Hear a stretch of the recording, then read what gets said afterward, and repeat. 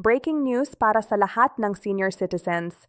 Mula Pebrero hanggang Marso 2026, may malaking pagbabago sa pension benefits na makakaapekto sa milyon-milyong seniors sa buong bansa. Kung ikaw o ang iyong mga magulang ay senior citizen, this is the video you cannot miss.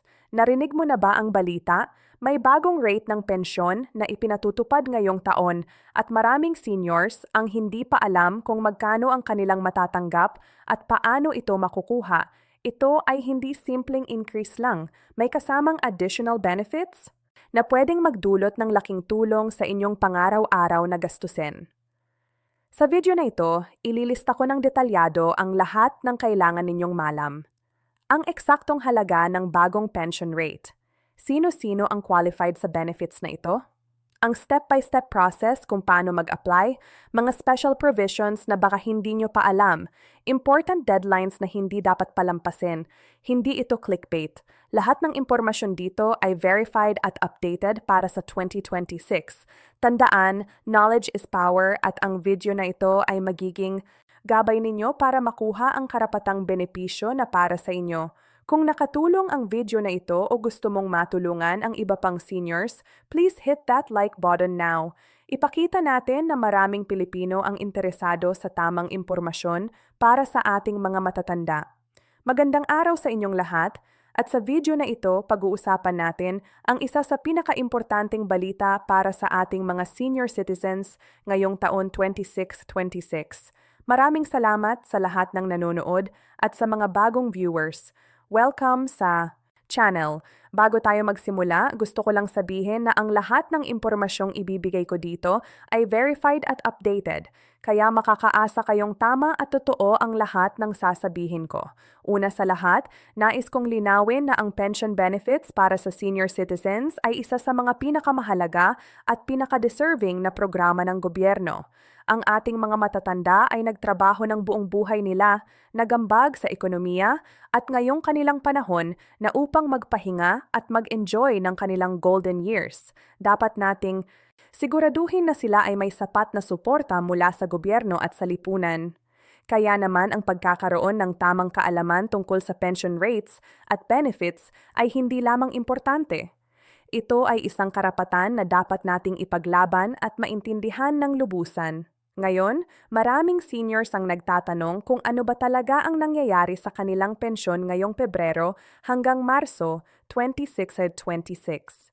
May mga naririnig silang balita, may mga nababasa sa social media, pero hindi nila sigurado kung ano ang totoo at ano ang fake news.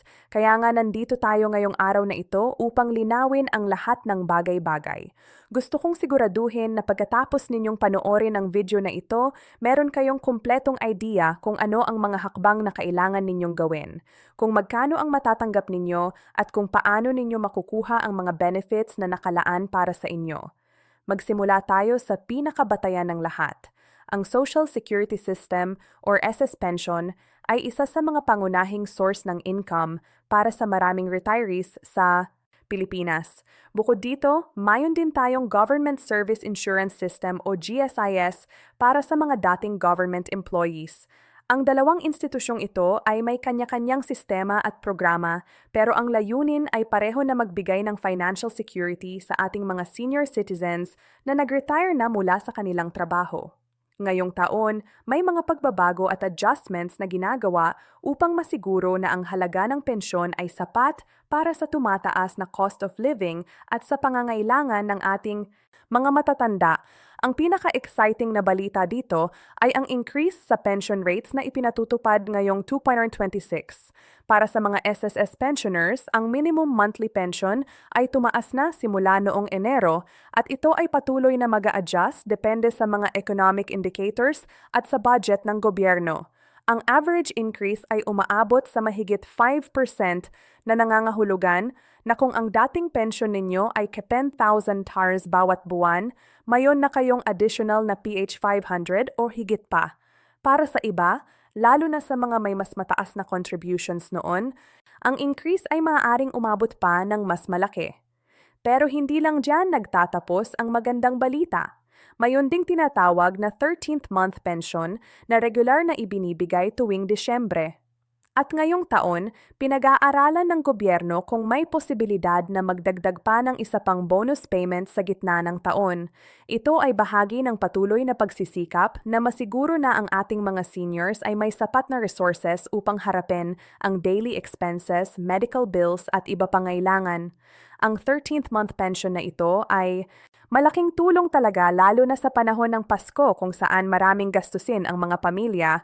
Pero ang ideya na magkaroon ng mid-year bonus ay isang revolutionary concept na makakatulong ng husto sa mga seniors na nahihirapan sa budget lalo na sa tag-init kung saan tumataas ang kuryente dahil sa aircon at sa iba pang factors. Ngayon, pag-usapan naman natin kung sino-sino ang qualified para sa mga benefits na ito.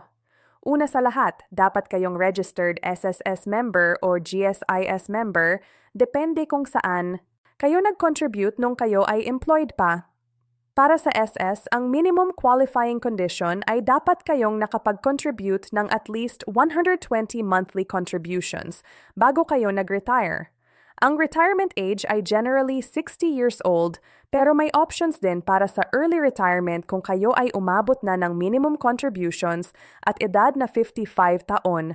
Sa GSIS naman, ang requirements ay medyo iba. Dapat kayong government employee na nag-serve ng at least 15 years at umabot na ng edad na 60 upang ma-qualify sa full retirement benefits. May optional retirement din sa edad na 55 kung kayo ay nag-serve na ng at least 15 years.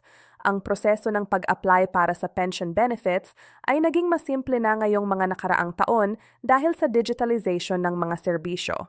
Para sa SS members, maaari na kayong mag-apply online sa pamamagitan ng SSS website o mobile app. Hindi na kailangan na pumunta pa sa opisina at pumila ng mahabang oras, lalo na kung mahirap na para sa inyo ang maglakad o mag-trial dahil sa edad o kalusugan.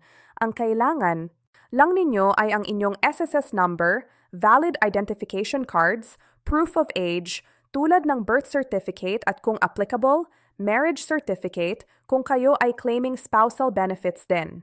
Ang processing time ay usually umaabot ng 3 hanggang 6 na buwan. Pero sa mga recent improvements, marami nang nakareceive ng kanilang pension sa loob lamang ng 2 hanggang 3 buwan.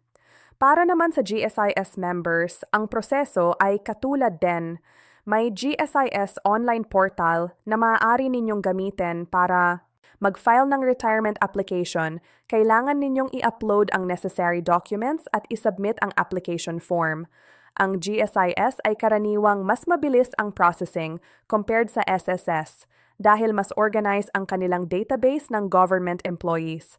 Pero kahit na mas mabilis, importante pa rin na mag-apply kayo ng maaga at least 3 to 6 months before your intended retirement date para masiguro na walang delays sa inyong first pension payment. Bukod sa regular pension, meron ding iba pang benefits na available para sa senior citizens na hindi lahat ay aware. Una dito ay ang HealthSea benefits sa pamamagitan ng PhilHealth. Lahat ng senior citizens ay automatically covered ng PhilHealth at ito ay nagbibigay ng malaking tulong sa hospitalization at medical expenses. Ang coverage ay umaabot sa libongo depende sa uri ng medical procedure or treatment na kailangan ninyo. Ito ay isang malaking blessing lalo na sa panahon kung saan ang medical costs ay napakataas at patuloy na tumataas. Maraming seniors ang hindi nag-avail ng PhilHealth benefits nila dahil hindi nila alam kung paano. Kaya importante na alamin ninyo kung paano mag-file ng claims at kung ano ang mga covered procedures. Meron ding prescription discount na abot hanggang 20% para sa lahat ng medicines na kailangan ng seniors. Ito ay mandated by law sa ilalim ng Expanded Senior Citizens Act. Kapag bumili kayo ng gamot sa kahit anong pharmacy sa Pilipinas, dapat kayong bigyan ng automatic discount kung ipapakita ninyo ang inyong senior citizen ID. Hindi na kailangan na magtanong pa or mag-request, dapat automatic na ibinibigay ito. Kung may pharmacy na tumangging magbigay ng discount, pwede ninyong i-report ito sa Department of Social Welfare and Development o sa local government unit ninyo dahil ito ay violation ng batas. Ang transportation discount ay isa pang importante. Senior citizens ay entitled sa 24 discount sa lahat ng public transportation including buses, jeepneys, trains, at domestic flights. Maraming seniors ang nito dahil nahihiya silang magtanong or dahil hindi Nila alam na entitled sila. Pero dapat nating tandaan na ito ay batas at ang mga transportation companies ay obligado na magbigay nito. Sa airports, may priority lanes din para sa seniors para hindi na kayo mahirapan sa mahabang pila. Sa mga train stations tulad ng MRT at LRT, may priority queuing din para sa inyo. Lahat ng ito ay bahagi ng rights ninyo bilang senior citizen ng bansa.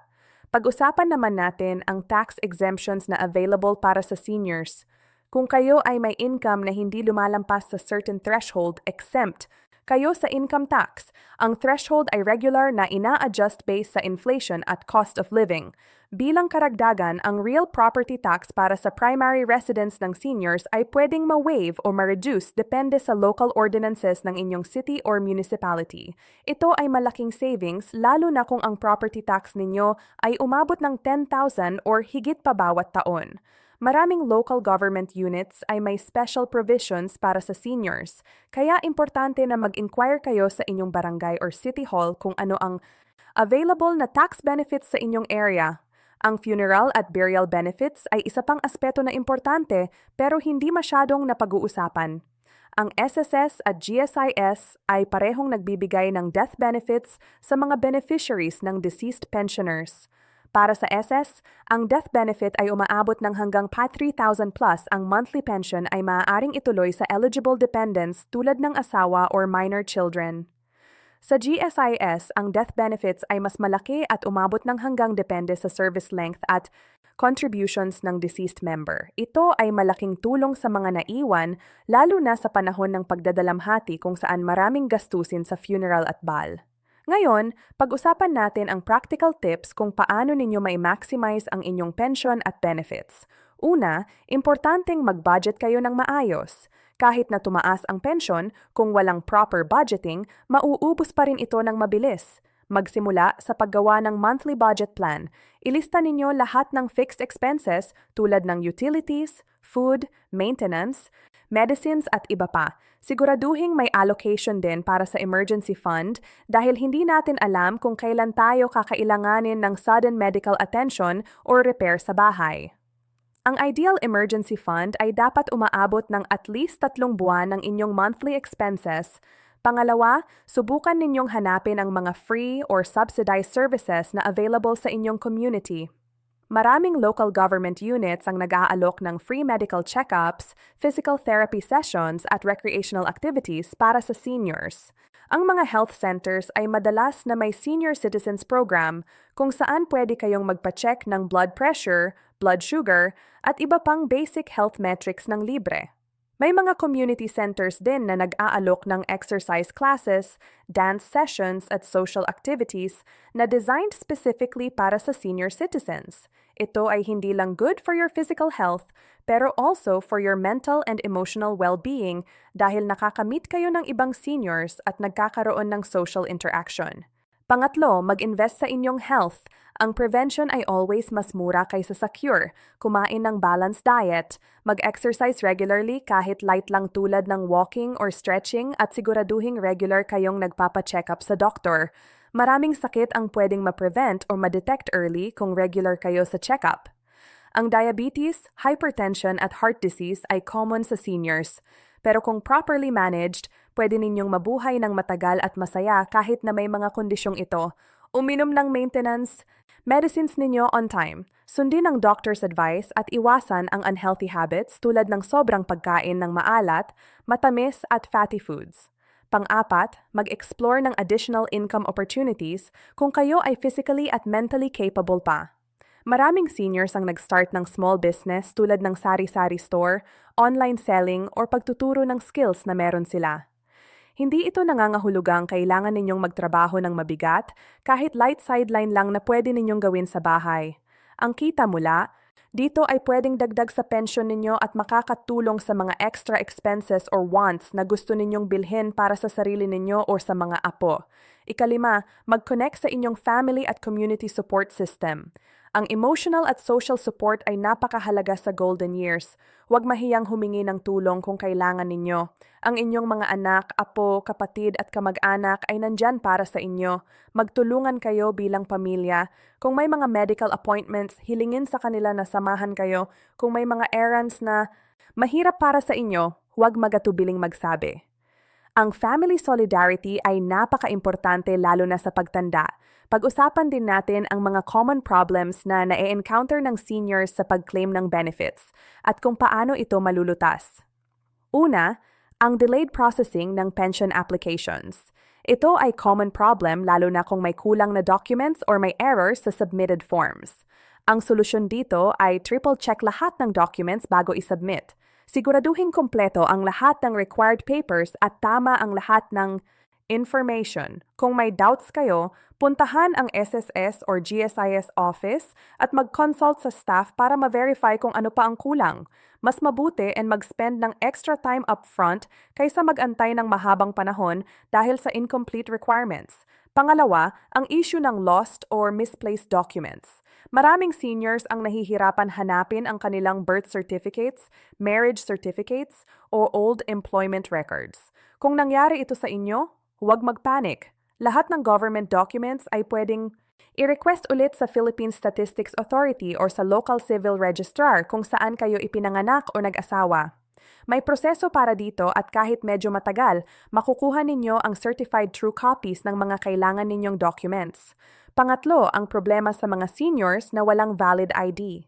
Ngayong panahon, ang valid ID ay requirement sa halos lahat ng transactions.